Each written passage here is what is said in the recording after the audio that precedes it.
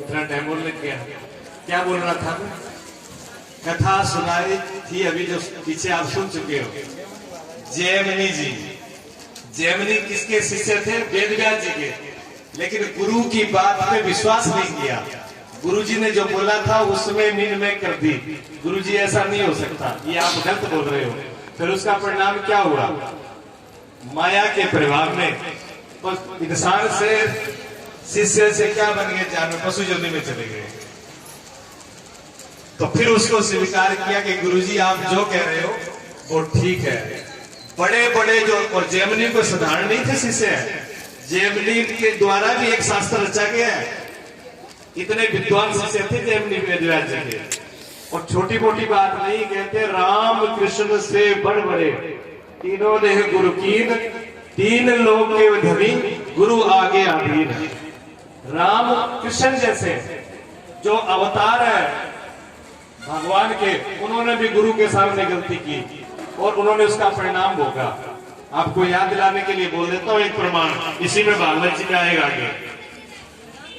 दो गुरु थे राम जी के और दो ही गुरु थे भगवान कृष्ण के।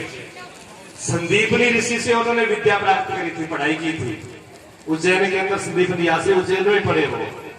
और उनके जो ज्ञान गुरु थे वो थे दुर्वासा ऋषि। दुर्वासा ऋषि घर पे आए कब? जब भगवान का शादी हुई थी रुक्मिणी जी से। शादी के बाद में घर पे आते हैं तो रुक्मिणी जी तो अभी गुरु जी को नहीं देखा। रुक्मिणी जी तो जानते ही नहीं थे भी गुरु जी कैसे है, क्या है, क्या स्वभाव है। लेकिन भगवान जानते थे भी मेरे गुरु जी कैसे हैं। और दुर्वासा ऋषि के बारे में सभी लोग जानते हैं कि थोड़ी सी गलती करो तो बर्दाश्त होती नहीं थी। तो भगवान ने रुक्मिणी की तरफ इशारा किया कि बोलना नहीं, जो गुरु जी कहे और जो मैं करूं बस करते रहना। अब भगवान आज जोड़ के खड़े हो गए, गुरु जी क्या सेवा करें, क्या लोगे? जलपान क्या? दुर्वासा ने कहा खीर बनाने का दे दिया। खीर बनाई, खीर बना करके दोनों जने लेकर के आए, माता रुक्मिणी और भगवान। लो गुरुजी। अब गुरुजी ने देखा खीर को और कहा चल इसको उठा और इस खीर को अपने दोनों जने अपने पूरे शरीर पर लेप कर लो। अब आदमी सोचेगा गुरुजी के लिए खीर बनाई और उसी को शरीर पर लेपन कर लो, गुरुजी के दिमाग सेंटर में नहीं है।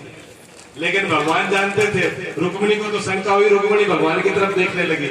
भगवान ने फिर इशारा किया, बोलना नहीं, जो मैं कर रहा हूं चुपचाप चलो। चुपचाप गए, पूरे शरीर पे लेप करके आ गए। लेकिन भगवान ने अपनी बुद्धि का प्रयोग किया। गुरु जी की आज्ञा में भगवान ने भी अपनी बुद्धि का प्रयोग किया। क्या उपयोग किया? ये गुरु जी का प्रसाद है, इसको पैरों में नहीं लगाना, पैरों के तलवों पर नहीं लगाया, बाकी पूरे शरीर पर लगा दिया। और लगा करके जैसे सामने आए तो गुरु जी दुर्वासा ऋषि कहने लगे, आपने मेरी आज्ञा का पूरा पालन नहीं किया, जा तेरी इसी से मृत्यु होगी। पूरा शरीर बज्जर का हो गया जहां भी खीर लगाई थी, और जो तलवा नीचे बचा के रखा था वो कच्चा रहा। और भगवान कृष्ण ने जब शरीर छोड़ा तो वो जो पद्म के अंदर तीर यही लगा था, उसी से गए। तो भगवान जैसों से भी गलती हुई, उन्होंने अगर क्या गुरु के सामने, तो गुरु की बात पे कभी अविश्वास नहीं करना चाहिए। ये जो कथा आप सुन रहे हो ये वेद व्यास जी के ही द्वारा रचित है। अगर उसमें हम मीन में करते हैं, शंका निकालते हैं, जहाँ जिसका जो गुरु है या सत्य, उन पे अगर हम विश्वास नहीं करते तो हम धोखा खाएंगे, तो हमको दिक्कत होगी। वेद मंत्र आप मैं रोज बोलता हूँ, ध्यान मूलम गुरु मूर्ति। अगर ध्यान, ये मेरा बनाया हुआ सूत्र नहीं है, मेरा बनाया हुआ मंत्र नहीं है, ये वेद का है, वेद मंत्र है ये। ध्यान मूलम गुरु मूर्ति। अगर ध्यान करना हो किसका? गुरु का। क्यों? भगवान आपने देखे ही नहीं है। जब भगवान आपने देखे ही नहीं है तो भगवान का ध्यान क्या करोगे? अब जिस आदमी को आपने देखा ही नहीं है, जिस वस्तु को आपने देखा ही नहीं है, उसका मैं आपको बोलूं कि आप उसका ध्यान करो, कैसे करोगे? नहीं हो सकता। ध्यान उसी का हो सकता है जिसको आपको ज्ञान है, जिसको आपने देखा है, जिसकी आपकी पहचान है। पहचान आपकी सदगुरु से होगी, और भगवान से पहचान कराएंगे तो सदगुरु कराएंगे, दूसरा कोई नहीं कराएगा। तो ध्यान मूलम गुरु मूर्ति और पूजा मूलम गुरु पदम। अगर पूजा करनी है तो गुरु के चरणों की, पदम की, गुरु के चरण की। ध्यान मूलम गुरु मूर्ति पूजा गुरु पदम मंत्र मूलम गुरु वाक्यम। मंत्र क्या है? मंत्र जो गुरु ने आपको बता दिया, जो गुरु ने आज्ञा दे दी, वही मंत्र है। दूसरा कोई मंत्र नहीं है। जो गुरु ने आज्ञा दी वो मंत्र है। आदि गुरु शंकराचार्य के जो शिष्य थे, एक बिल्कुल अनपढ़ भोले वाले, लेकिन बहुत सेवा में रहते थे उनके। आदि गुरु शंकराचार्य जो है उनकी 45वीं पीढ़ी है, जो भी चारों मठों के ऊपर जो शंकराचार्य बैठे हुए हैं आज, 10 नाम संन्यास, 10 सरस्वती भारती गिरी पूरी भारतीय सरस्वती ने जो 10 संप्रदाय, उनके जो संस्थापक है, जो सबके गुरु है, भगवान शिव के अवतार, वो आदि गुरु शंकराचार्य है। उन्हीं के एक शिष्य जो बिल्कुल भोले वाले थे, लेकिन गुरु जी की आज्ञा में रहते थे। करना क्या था? गुरु जी के वस्त्र धो देना, बर्तन साफ कर देना, उनको जलपान करा देना। लेकिन जानते कुछ नहीं, ना वेद जानते, ना शास्त्र जानते, ना एबीसी जानते, ना कोई पढ़ाई, ना कॉलेज में गए, ना कोई यूनिवर्सिटी में गए। तो उनकी सब मजाक करने लगे दूसरे से, ये तो बुद्धू है बिल्कुल। तो आदि बद्रीनाथ जी पे जहां पर ब्रह्म सूत्र जो है, ब्रह्म भाष्य जो लिखा गया, ब्रह्म भाष्य ग्रंथ है, आदि गुरु शंकर द्वारा उसकी भाष्य की गई है। बहुत विद्वान लोग हैं, वो जानते हैं, पढ़ते हैं उनको। वो संस्कृत में है, उसकी हिंदी व्याख्या करी, तो वहां आदि बद्रीनाथ जी ने करी थी उन्होंने। तो जब वो व्याख्या लिखने लगे तो सब शिष्य आ जाते, उसके बाद में जो है शुरू होता, गुरुजी बोलते और शिष्य जो है लिखते जाते। एक दिन देखा कि सब शिष्यों के अंदर अभिमान हो गया, इसका हम तो पढ़े लिखे हैं, हमने तो शास्त्र का ज्ञान कर रखा है, हमको तो बहुत ज्ञान है। कुछ लोगों को ऐसा भ्रम हो जाता है, थोड़ा बहुत 4 अक्षर सीख जाए, 4 बात सीख जाए, तो उनको ये लगता है कि हमारे जैसा ज्ञानी कोई है ही नहीं। और वो गुरु को भी ज्ञान देने लगते हैं, संतों को भी समझाने लगते हैं, आपको ऐसा करना चाहिए, ऐसा करना चाहिए। वेद व्यास को पाठ पढ़ाने लगे। तो जब उनके शिष्यों में होना शुरू हो गया, अब शंकराचार्य समझ गए कि इनको तो अभिमान हो गया और उनकी मजाक उड़ाते हैं। वो तो बुद्धू ऐसे लगा रहता है, कभी बर्तन साफ करता है, कभी गुरु जी के कपड़े धो देता है, वस्त्र धो देता है, चाय पानी बना देता है, बस। तो गुरु जी आकर के बैठ गए, शंकराचार्य जी, सब शिष्य बैठ गए। अब सब लिखने के लिए तैयार थे, लेकिन गुरु जी कुछ बोल ही नहीं रहे, कुछ नहीं बोल रहे।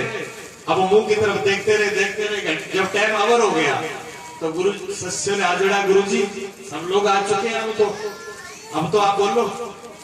तो गुरुजी ने कहा कि जिसको आना चाहिए वो नहीं आया अभी। कौन नहीं आया? कि जो मेरा शिष्य छोटा जो है, उसका नाम था तोटक, उस तोटक को बुलाइए। अब सारे शिष्य एक दूसरे के मुंह की तरफ देखे। गुरुजी वो तोटक तो हिम्मत तो नहीं गुरुजी के सामने बोलने की, लेकिन आपसे में करे, वो तो बुद्धू है, उसको क्या करोगे बुला के? उसको पता ही नहीं है क्या होता है, धर्म भाषा क्या है, संस्कृत क्या है, सूत्र क्या है, वो क्या बताएगा? लेकिन गुरुजी की आज्ञा थी, गुरुजी को मैंने बुलाया गया, वो आया, आकर के प्रणाम किया, गुरुजी को दंडवत प्रणाम करके गुरुजी ने आसन डाल दिया, अपने बराबर आसन डाला। ऐसे शिष्य बैठते हैं, लेकिन गुरुजी ने उसको अपने बराबर आसन पे बिठा लिया, यहाँ आसन डाल दो। उसने कहा गुरुजी मैं यहाँ कैसे बैठ सकता हूँ आपके सामने? गुरुजी ने कहा ऐसे बैठ जाए, कोई बात नहीं, मेरी आज्ञा आप यहीं बैठिए। और शंकराचार्य ने कहा कि आज भाष्य आज मैं नहीं बोलूंगा, आज ये तोटकाचार्य बोलेगा। आचार्य कहते हैं एमए की डिग्री को, एमए की डिग्री दे दी उसको, जो कहीं भी नहीं गया, कुछ भी नहीं जानता। गुरु ने संबोधित किया उसको, ये तोटकाचार्य ही आज भाष्य करेगा, आप इसका संबोधन करेंगे, आप इसका राइट करोगे। अब वो सारे एक दूसरे की तरफ देखने लगे, ये तो कुछ भी नहीं जानता, ये क्या बोलेगा? गुरुजी ने कहा बेटा शुरू करो बोलना, और तोटकाचार्य ने बोलना शुरू कर दिया। और ऐसा भाष्य लिखा गया कि सब के सब जो थे वो देखते ही रह गए, वो ब्रह्म ज्ञान अंदर से प्रकट हो गया। ये गुरु की आज्ञा का ये परिणाम होता है। जिसने गुरु की आज्ञा का पालन किया, ध्यान मंत्र मूलम गुरु वाक्यम, मंत्र क्या? गुरु की वाक्य ही जो बोल दिया, जो गुरु जी ने आज्ञा दे दी कि आपको ऐसा करना है, ये मंत्र है, बस वो सर्वोपरि है, उससे बढ़कर के कुछ ही नहीं है। उसकी पालना करना है, उसी से पार हो जाओगे। तो मेरे हिसाब से आज यही पानी विराम करनी चाहिए, ठीक है ना? बाकी चलो, बोलिए सतगुरुदेव भगवान की जय।